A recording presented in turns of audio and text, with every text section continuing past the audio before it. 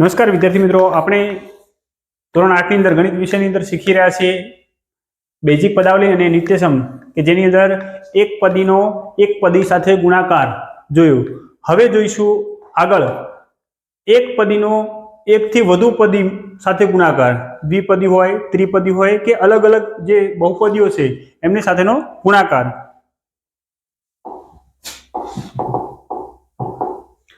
એક પદી જે છે એ એક પદીનો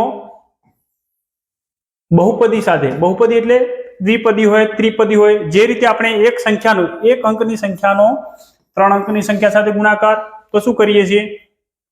તો આમનો ગુણાકાર 106 ગુણ્યા 7 કરીએ તો 6 સીતા 42 વિધિ 4 7 એકા 7 તો શું આવશે? 742। તો આ એક પદી જે છે એનો ત્રિપદી યા તો દ્વિપદી યા એનાથી વધારે પદ હોય તો એમનો ગુણાકાર, એક પદીનો એક પદી સાથે ગુણાકાર જોયો આપણે। એક પદી, એક પદવાળી જે છે એક પદી, જેમ કે 3x છે તો એનો દ્વિપદી 2x + 3 તો આ દ્વિપદી કહેવાય। આમની સાથે ગુણાકાર કરવાનો છે તો શું કરીશું?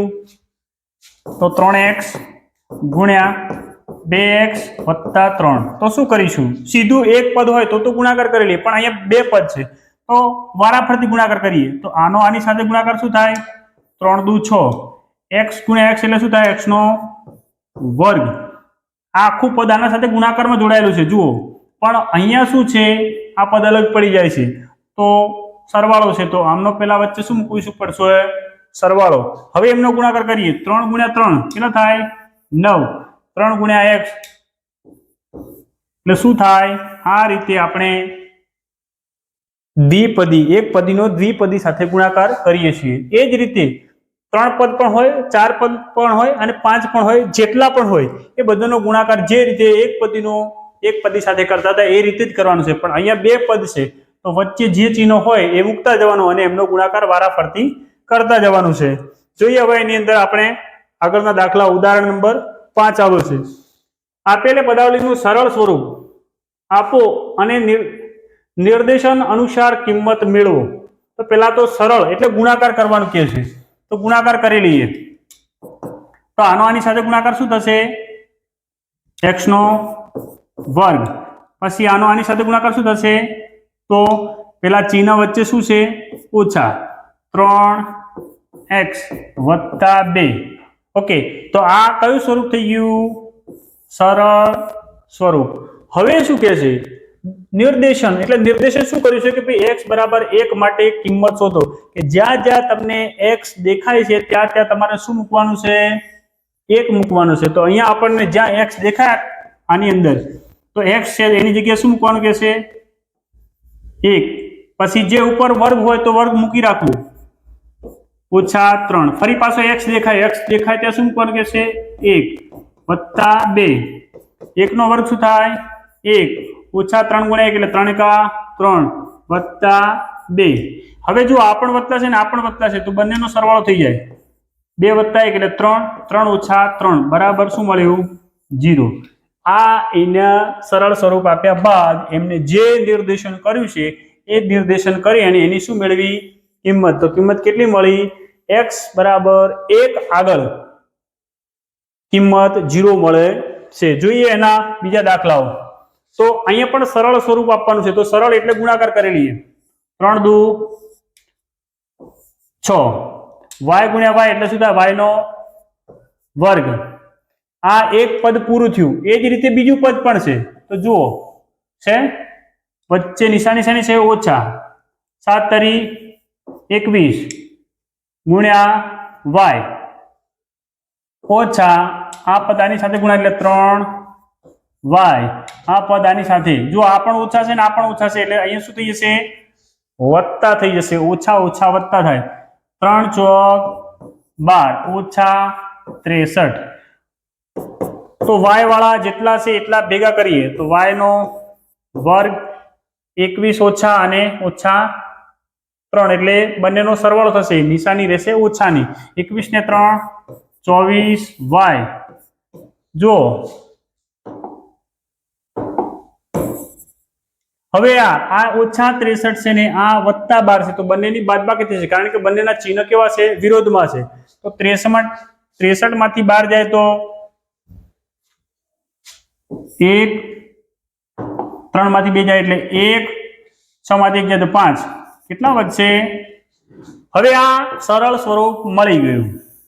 સરળ સ્વરૂપ મળી જાય તો એના પછી જે નિર્દેશન કર્યું છે કે ભાઈ શું નિર્દેશન કર્યું છે કે y જ્યાં હોય, શું y જ્યાં દેખાય ત્યાં તમારે -2 મૂકવાના છે.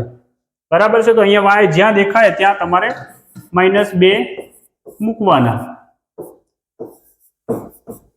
-2, 51. તો કોઈ પણ સંખ્યાનો જો અહીંયા સંખ્યા ઋણ છે પણ એનો જો વર્ગ ઘાત છે એ બેકી સંખ્યામાં હોય તો એ સંખ્યા હંમેશા ધનમાં પરિવર્તિત થઈ જશે. તો 2 નો વર્ગ 4, 4 ગુણ્યા 6.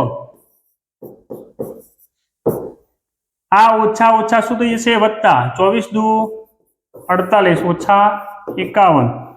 6 ચોક 24 વત્તા 48 વત્તા શું છે? સોરી 51 ઓછા છે. ઓછા 51. તો 48 અને 24 નો સરવાળો શું થાય? 72.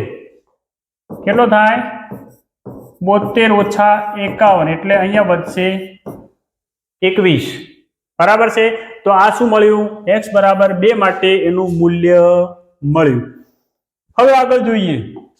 જો હોય ઉદાહરણ નંબર છે સરવાળો કરો. આપણે ગુણાકાર જ્યારે આ ચેપ્ટર શીખવાની શરૂઆત કરી ત્યારે સરવાળો અને બાદબાકી શીખ્યા હતા. ફરી પાછું અહીંયા શું આવ્યું છે?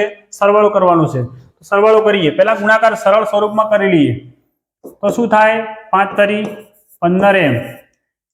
પછી આની સાથે ગુણાકાર વત્તા ઓછા ઓછા 5 m ગુણ્યા m એટલે m નો વર્ગ. એ જ રીતે અહીંયા બીજું શું છે? પદ આપ્યું છે 6m વર્ગ ઓછા 13m. હવે આ બંનેનો સરવાળો કરવાનો કહે છે તો શું કરીશું? જે ક્રમમાં ગોઠવવો તો ગોઠવી શકો છો, નહીં તો આના નીચે મૂકી દઈએ. 6m નો વર્ગ ઓછા 13m. તો જે m વાળું છે તો m વાળા નીચે લખીશું ઓછા 5m નો વર્ગ. આ વત્તા છે વત્તા 15m. આપણે શું કરવાનું છે? સરવાળો. તો સરવાળામાં ચિહ્ન બદલાતા નથી. તો 15 માંથી 13 જાય તો 2. જે મોટું હોય એની નિશાની તો મોટા 15 છે તો 15 ની નિશાની પ્લસ છે તો પ્લસ મૂક્યા છે. અહીંયા આ ઓછા છે ને આ વત્તા છે તો ઓછા વત્તા હંમેશા બાદબાકી થાય અને નિશાની મોટાની. તો મોટાની નિશાની 6 તો 6 શું છે? ધન છે. તો 1 લખો યા ના લખો તો આપણો જે સરવાળો છે શું મળ્યો? m નો વર્ગ વત્તા 2m. જોઈએ આગળનો દાખલો. પહેલા આપણે સરળ સ્વરૂપમાં ફેરવી નાખીએ. 4 તરી 12 y ગુણ્યા y નો વર્ગ એટલે y ની 3 ઘાત. આખું પદ જુઓ ત્રિપદી છે એટલે ફરી પાછો આની સાથે ગુણાકાર. નિશાની શું છે? વત્તા. 5 ચોક 20 y ગુણ્યા y એટલે y નો શું થશે? વર્ગ ઓછા વત્તા ઓછા ઓછા 7 ચોક 28 ગુણ્યા y. એ જ રીતે આનું હવે સરળ સ્વરૂપ બનાવીએ તો 2 ગુણ્યા y તો y નો ઘન. પછી આની સાથે ગુણાકાર ઓછા વત્તા ઓછા ઓછા 4 દુ 8 y નો વર્ગ. ફરી આની સાથે ગુણાકાર કરીએ તો 5 દુ 10. તો આ આપણા બે પદ મળી ગયા. હવે એમનો સરવાળો કરવાનો કહે છે તો આને ઉપર રાખી 12 y નો ઘન વત્તા 20 y નો વર્ગ ઓછા 28y.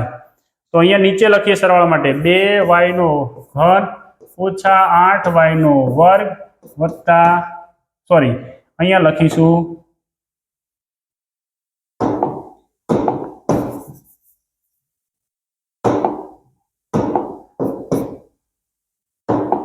વત્તા 10. કારણ કે આ